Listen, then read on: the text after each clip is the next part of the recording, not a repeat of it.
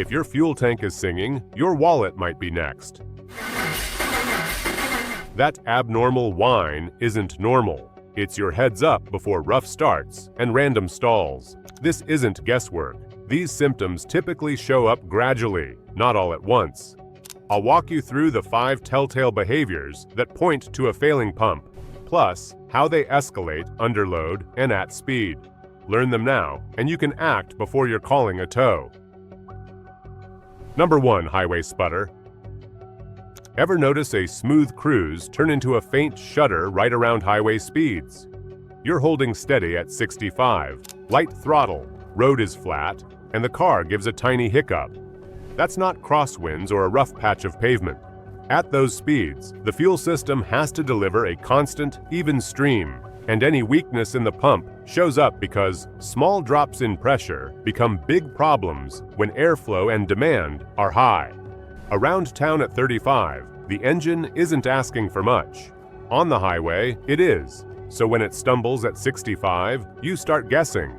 Bad gas, a clogged filter, maybe ignition.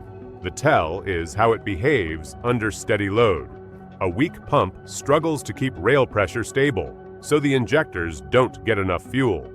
That leans out the mix, and you feel it as light, rhythmic jerks, like the engine is tugging against you for a second and then catching up. Under load, the physics are simple. Injectors need stable PSI to maintain proper pulse width and mixture. If the pump can't sustain that, you get lean misfires that don't always set a code. This is why many technical notes call out sputters at high speed as an early fuel delivery warning, and it pops up more on long grades or during sustained acceleration where demand stays elevated. Try a quick road check. Ease off the throttle by a hair while cruising. If the sputter smooths out as the demand drops, low fuel pressure climbs on the suspect list ahead of ignition issues.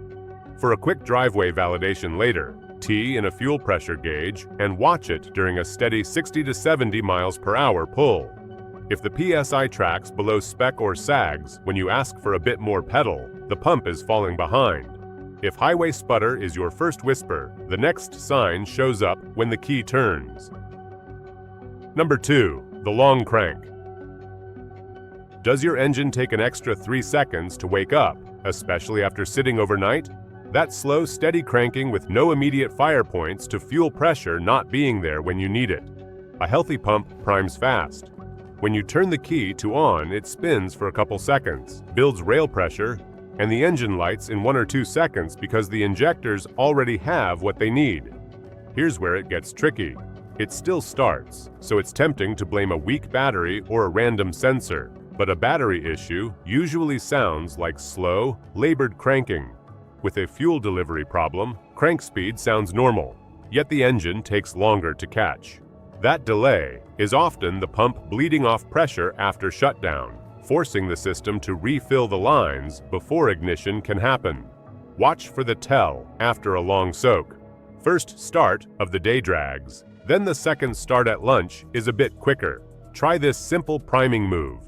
Turn the key to on for 2 to 3 seconds, off, then on again for 2 to 3 seconds, and start. If it fires faster than usual, that's a strong hint the rail needed extra time to build pressure.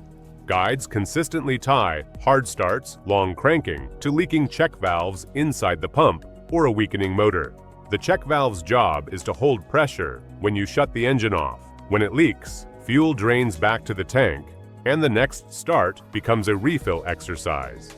To prove it, run a fuel pressure hold test. Hook a gauge to the rail, shut the engine off, and watch the numbers.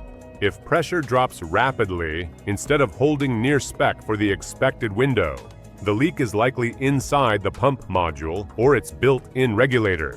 When a weak start turns into a weak pull, you'll feel it on hills. Before we move on, please take a moment to subscribe to the channel and like the video. Number 3. Hill climb fade. You press the gas on an on-ramp or a hill, and the car suddenly feels like it's towing a boat. The throttle is down, the nose lifts, but the pull just isn't there. That's when a borderline fuel pump shows its hand. because climbing and passing demand a higher, steady volume of fuel, and any drop in delivery shows up as instant power loss. It doesn't always hit like a wall. Sometimes it's a soft, mushy acceleration that makes you wonder if the transmission is slipping. Pay attention to the behavior. If the engine note climbs and RPM rises, but the speed barely increases, or the pedal response feels lurchy and uneven, you're dealing with an inconsistent fuel supply more than shifting logic. Gear hunting tends to come with clear upshifts and downshifts. Fuel starvation feels like the engine is gasping between bursts. Research points to loss of power under load as a hallmark of low fuel pressure or failing pump electronics. When the pump can't keep rail pressure within spec, the mixture goes lean and the engine trims up to compensate. But there's only so much it can add before power falls off. You can check this safely with data you already have. Find a clear stretch, go to wide open throttle, and watch short and long-term fuel trims. If they spike positive while the car struggles to accelerate, the system is adding fuel because it's not getting enough. For a quick confirmation, tee in a fuel pressure gauge and do a brief uphill pull in a safe area. If pressure dips below spec as load climbs, the pump can't maintain volume, and the power drop makes sense. When load events keep getting worse, the engine may start to give up at low speeds too. Number 4. Low-speed stall. Red light, smooth idle, then a hiccup, and silence. You restart, it runs fine, and 2 blocks later, it does it again. Low-speed stalling loves traffic because the fuel pump is hot, the airflow is low, and the engine isn't demanding much. So even a small pressure dip can kill it. That makes an aging pump the quiet suspect, especially when the stall feels random and the dash stays clean.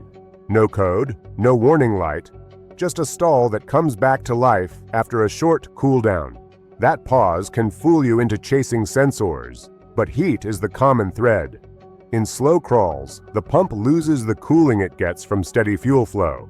If the motor is worn or the strainer is restricted, temperature rises, output drops, and the engine quits.